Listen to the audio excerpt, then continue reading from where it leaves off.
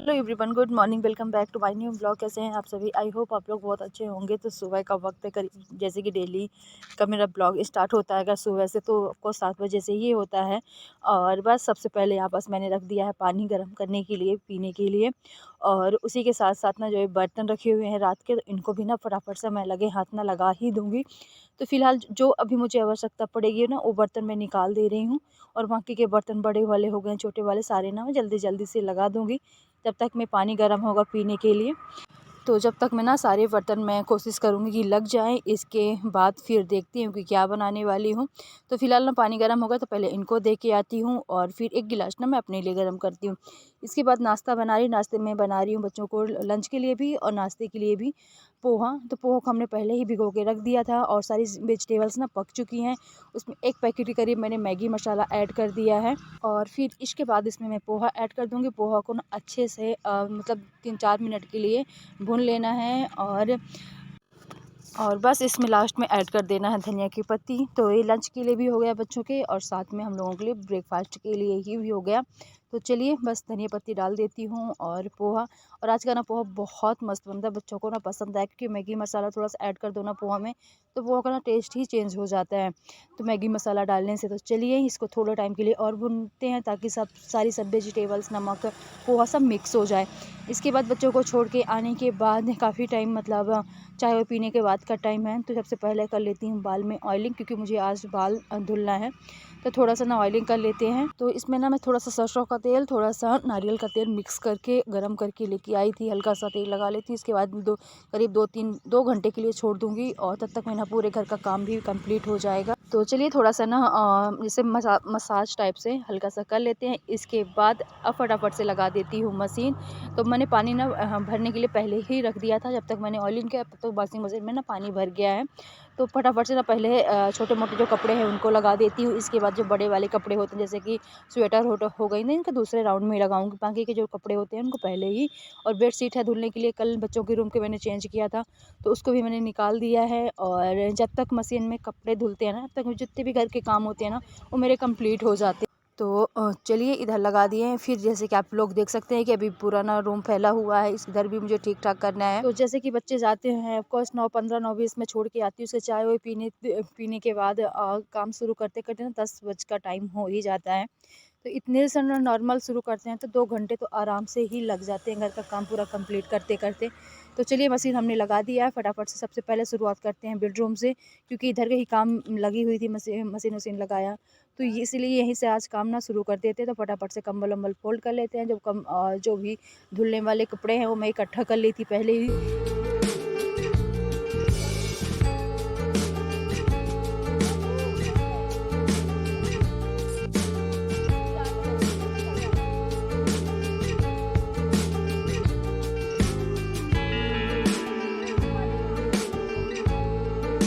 तो चलिए बेडरूम के बाद मैं आ गई हूँ बच्चों वाले रूम में। तो बेडरूम मैंने पहले ही ठीक कर दिया था, बस रह गया था टेबल। टेबल में ना बहुत सारे बच्चे, जैसे कि कुछ अपना प्रोजेक्ट रेडी करते हैं, तो पेपर ऊपर बहुत सारे ना फट जाते हैं। तो वही मैं यहाँ पास ना पूरे छाट के जितने भी थे वो मैं फेंक रही थी। तो चलिए जल्दी जल्दी से ना जितना भी ख़राब पेपर हैं, या कुछ ऐसे कि पेन रखी हुई हैं, मतलब यूज मतलब ख़राब हो चुकी है, तो उनको भी थोड़ा सा छाटना पड़ता है। ऐसे बच्चे अपना अपना टेबल वोबल साफ़ कर लेते हैं। बाकी का जो थोड़ा बहुत रहता है वो मैं अपना कर देती हूँ, उसे अपना टेबल सेट करके जाते हैं। तो चलिए सारी चीज़ें मैंने व्यवस्थित कर दी है। जो पेपर फेंकने थे वो हमने फेंक दिए। यहाँ पास भी मैं देख रही थी कि कोई भी चीज़ अगर ऐसी हो, क्योंकि कभी कभी हम चीज़ें रखती जाते हैं ना, और फिर बहुत सारा कचरा इकट्ठा हो जाता है, तो बीच बीच में छाटते रहते हैं ना, तो इस इकट्ठे की भी सफाई की ना ज़रूरत फिर नहीं पड़ती है। तो चलिए इसका मैट मैंने हटा लिया, झाड़ लिया है, और अब फटाफट से ना झाड़ू लगाना शुरू कर देते हैं। तो पूरे हॉल भी मैंने ठीक ठाक कर दिया है, रूम तो पहले ही ठीक कर दिया था, और अब शुरुआत करते हैं झाड़ू लगाने का। तो जैसे कि लास्ट में मैंने बच्चों के रूम की ही सफाई करी है, और हॉल को तो मैंने सबसे पहले ही क्लीन कर दिया था, और फिर बेडरूम किया, फिर बेडरूम के बाद अब बच्चों के रूम में। तो यहीं सब मैंने झाड़ू लगाना शुरू कर दिया है, और बस पूरे घर की झाड़ू लगाते लगाते आधे घंटे का टाइम तो आराम से निकल जाता है।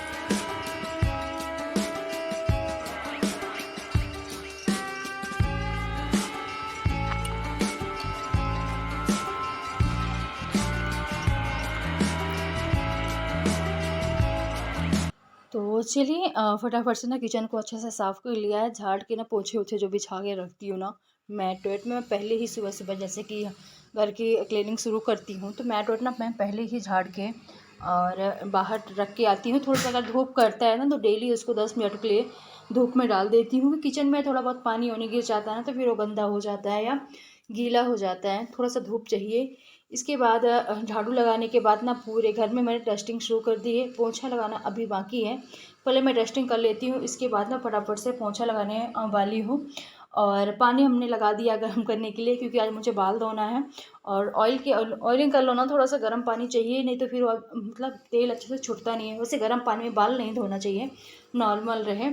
और बच्चों की टेबल हो गई है, ग्लास वाली जो टेबल है, तो फटाफट से ना इसमें भी डस्टिंग कर देती हूँ। और आप लोगों को ना बहुत सारी आज अगर आवाज़ आ रही होगी तो थोड़ा सा ना सामने वाले घर में आज काम चल रहा है ना, तो बहुत ज़्यादा वहाँ से ना नॉइज़ आ रही है, आवाज़ आ रही है।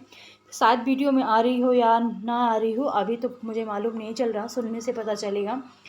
तो इसके बाद टीवी यूनिट होगा, इसको भी फटाफट से ना साफ़ कर देती हूँ। और एक गीला कपड़ा मैंने लिया, उसको ना अच्छे से निचोड़ लिया, बिल्कुल भी मतलब गीला नहीं रहना चाहिए, नहीं तो क्योंकि अगर गीला कपड़ा रहेगा ना तो उसको साफ़ करने के बाद उसमें दाग से बन जाते हैं। इसके बाद एक जो टेबल है, इसको ना तो दिन भर में 3-4 बार ही साफ़ करना पड़ता है। चाय साय जैसे कि पीते हैं तो कफ रखते हैं तो थोड़ा बहुत दाग तो बन जाती है। खाना पीना खाया कुछ भी थोड़ा बहुत तो गिरता ही है, ऑफकोर्स बच्चे हैं तो थोड़ा बहुत गिर ही जाता है।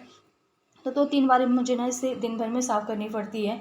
तो चलिए फटाफट से इधर का काम किया, थोड़ा सा इधर। अब चलते हैं बेडरूम में। बेडरूम के भी मुझे लगता है 3-4 दिन से ज़्यादा हो गए यहाँ की डस्टिंग नहीं की। थोड़ा थोड़ा मतलब धूल दिखने लगी थी, तो फटाफट से यहाँ यहाँ भी मार देती हूँ।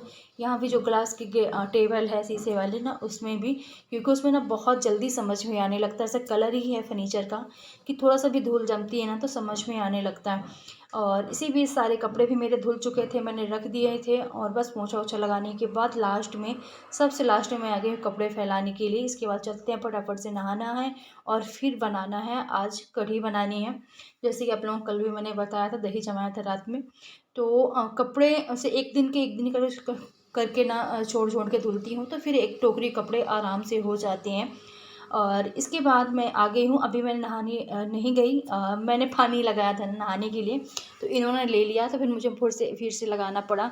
तो इसी बीच क्योंकि पानी गर्म हो रहा है तो इसके बीच ना जो भी मेरा थोड़ा बहुत किचन का काम है मैं वो कंप्लीट कर लेती हूँ।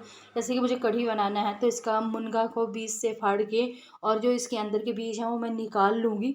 जैसे देख सकते हैं कि मैंने लहसुन भी मैंने छील लिया है, बस एक करछुली लेना है या चम्मच लेना है, कुछ भी। और उससे जैसे मैं निकाल रही हूँ ना, इसके जो बीज अंदर का होता है सारा निकाल लेना है। तो एक एक करके बस सारे ऐसे ही मैं फटाफट से ना कर लेती हूँ, जितना भी मुझे मतलब चाहिए उसके अनुसार। और फिर थोड़ा सा जो जो ड्रम स्टिक है ना, इनको बारीक मतलब कुछ कट भी कर लूँगी, कुछ कैसे कर लूँगी। तो इनकी इसकी ना कढ़ी बहुत अच्छी बनती है, टेस्टी बनती है। बहुत दिनों के बाद हमने इसकी कढ़ी बनाई है। इतनी जल्दी ना मिलता भी नहीं है, कहीं कहीं मिलता है, कहीं कहीं मतलब मार्केट में नहीं मिलता। तो आज लगता है कि बहुत दिनों के बाद इसकी कढ़ी बन रही। कढ़ी तो बनती रहती है, बैगन की हो गई, प्याज की हो गई, मगर मुनगा बोलते हैं, ड्रम स्टिक, सांभर फली, हर जगह अलग अलग। तो इसकी ना बहुत दिनों बाद हमने बनाया, तो जितना मुझे उसका बीज उज निकालना था हमने निकाल लिया है। कुछ ड्रम स्टिक को हमने कट करके ऐसे ही डाल देना है, मतलब उसके छोटे छोटे पीसों में कट करके। और यहाँ पास मैंने लहसुन छील लिया है, ढेर सारी मिर्च, क्योंकि तीखी तीखी कढ़ी ना अच्छी लगती है। तो मिर्च जो मैं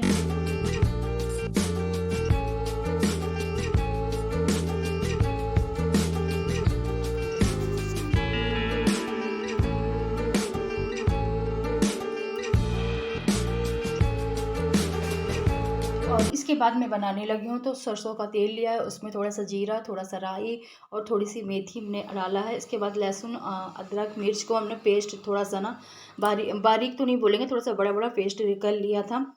और इसके बाद इसमें डाल दी है कढ़ी पत्ता। कढ़ी पत्ता थोड़ा सा इसको ना पकने देते हैं। इसके बाद लाल मिर्च डालने के बाद इसमें जो ड्रम स्टिक हमने काट के रखी थी तो उसको डाल देना है और इसको ना अच्छे से भून लेना है।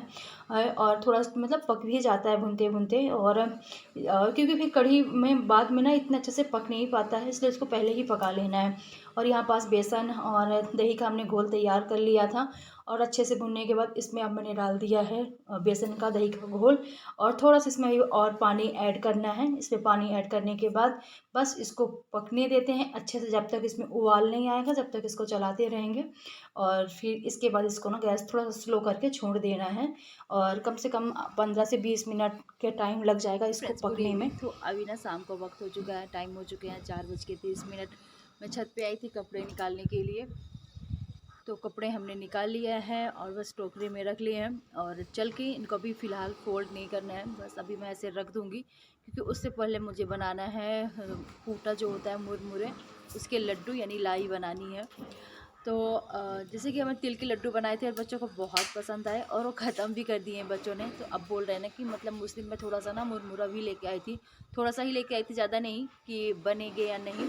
तो फ़िलहाल मैं ट्राई कर रही हूँ और बच्चे बहुत मतलब दोपहर से जब से स्कूल से आए हैं तब से बोल रहे हैं बनाने के लिए। तो अभी फ़िलहाल पूरे घर का काम ख़त्म हो गया, जिस पर कपड़े रह गए फोल्ड करने के लिए तो शाम को ही होंगे चाय के बाद।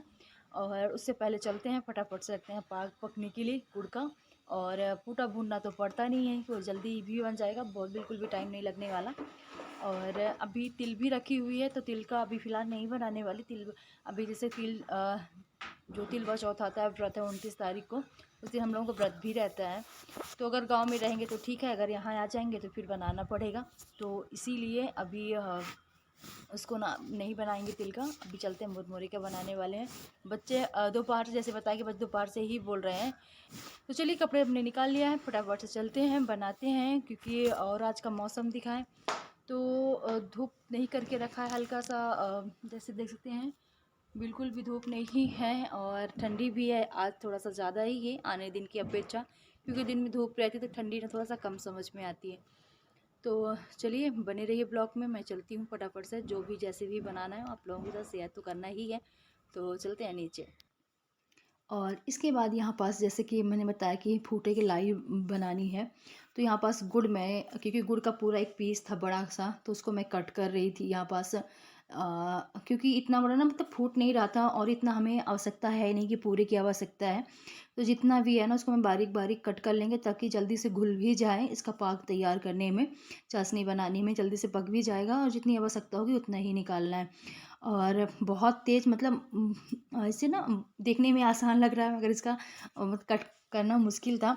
इसके बाद थोड़ा सा घी लिया, घी के बाद थोड़ा सा उसमें हल्का सा 1 चम्मच के आसपास पानी और गुड़ डाल दिया है। इसका पाक रेडी होने देते हैं थोड़े टाइम के लिए, अच्छे से पक जाए तब, ताकि जो फूटे की लाई है ना अच्छे से बने। और यहाँ पास हमने ले लिया है जैसे कि देख सकते हैं, और पाक यहाँ पास मैं चेक कर रही थी कि पका है या नहीं, तो करीब करीब पक ही गया है। बस 1 मिनट के लिए और इसको पकने देते हैं और फिर सारा फूटा ना इसी में ऐड कर देंगे और चला देंगे जैसे कि देख सकते हैं आप लोग, और अच्छे से मिक्स कर लेते हैं। बहुत मुश्किल होता है मतलब मुरमुरे का मतलब लाई बनाना, और देखने में आसान लगता है, जैसे हम वीडियोस में देखते हैं ना कि आसान है बस बना लेते हैं ना, मगर मैंने फ़र्स्ट टाइम बनाया था। तिल के लड्डू तो हमने बनाया था पिछले साल भी, मगर मुरमुरे का इसका लाई मैंने फ़र्स्ट टाइम बनाया और बहुत मुश्किल था, बड़े मुश्किल से जाके बनाया। कितनी बार ना वो बिसिक बिसिक जा रहा था, या पाक कच्चा था या पता नहीं क्या था। बहुत मुश्किल से बहुत टाइम लेके बना। पहले तो 2-4 हमने बनाया, इसके बाद फिर बिसिकने लगे, फिर थोड़ा सा उसको गर्म किया जैसे कि देख सकते हैं, फिर गैस में रख के थोड़ा सा गर्म करके और फिर बनाई, तब जाके ना बने और बहुत टाइम लगा। मुझे लग रहा था कि बस जल्दी से बन जाएंगे, पर ऐसा नहीं है। जो देखने में इजी होता है ना वो बनाने में नहीं होता, बनाने में पता चलता है कितना कठिन है। बहुत टाइम लगा पर हाँ फाइनली जाके ना बन गया। और बच्चे जैसे कि बताया कि बोल रहे थे, तो उनके मनपसंद जो चीज़ थी वो बन ही गई और उनको पसंद भी आया। बस बार बार मैं गरम कर करके ना ऐसे ही बना रही थी। एक बार ना एक लाई बनाने में करीब उसको 2 से 3 बार और टूटती, फिर बनाती, फिर टूटती, पर फाइनली जाके बन गया। और पता नहीं क्यों नहीं बन रहे थे, पर चलिए धीरे धीरे करके, और थोड़ा सा टाइम ज़रूर लगा है पर बन गया। और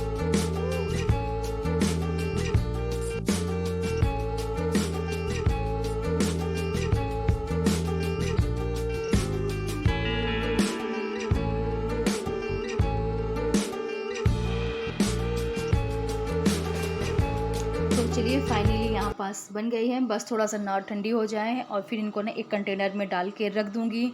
और भाई कोशिश करने वालों की ना कहते हैं कि हार नहीं होती, बस वैसे ही मेरा भी आज था कि कैसे भी बन जाए ये, और बन जाए, बहुत मुश्किल से जाके बने।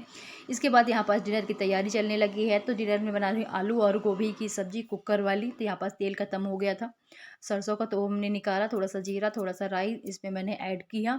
इसके बाद प्याज टमाटर वही सारी चीज़ें पका के फटाफट से आलू गोभी मैं डाल दूँगी। मैं यहाँ पास कुछ बोल रहा था, मुझे शायद याद नहीं है कि क्या बोल रहा था, कुछ बोलने के लिए ही आया था। और सब्जी में तड़का लगा देते हैं, फिर फटाफट से लगाते हैं आटा। और आज ज़्यादा कुछ नहीं बनाने वाली, फ़िलहाल अभी तो कुछ नहीं बनाने वाली थी। ये सब्जी में मतलब तड़का लगा दिया। तब इन्होंने पूछा कि दाल मतलब नहीं बनी है, तो दाल मैंने नहीं बनाई। फिर लास्ट में जाके थोड़ी सी मूंग की और थोड़ा सा उड़द, एक एक मुट्ठी करके मैंने थोड़ा सा बनाया इनके लिए। वह करीब 1 कटोरी के आसपास, ज़्यादा नहीं। और यहाँ पास आटा भी मैंने छान लिया है।